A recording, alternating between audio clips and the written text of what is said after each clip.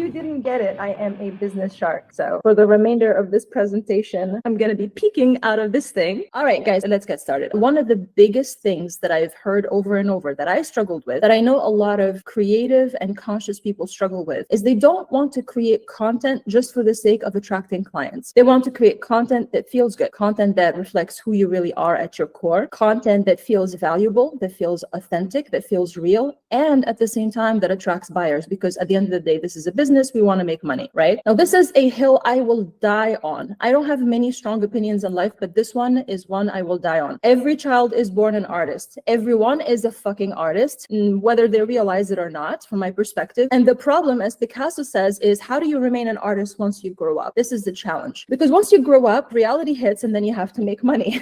And then you can shove your artistry wherever you want and you got to go and make money. And so there is this tug of war inside every conscious creator. I like to call them spiritual creatives, which, by the way, if you've heard this term, it has nothing to do with religion. It has nothing to do with being in the so-called creative industries. It means that you're creating from a place of connection to your heart.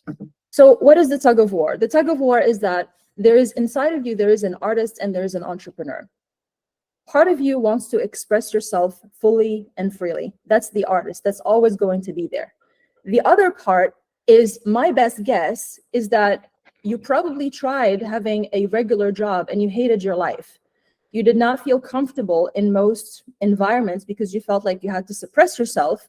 And so you were like, I need to go, in business for myself so that I can finally be free to be myself. That's a huge part of the entrepreneurship.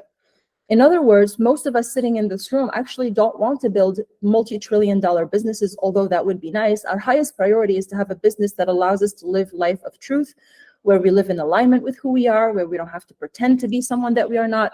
We don't want to play by office politics. We don't want to deal with the BS, of typical business, garabeja, as I like to call it. And we want to be free to express ourselves and to be our weird selves. And so that's where the entrepreneur comes in.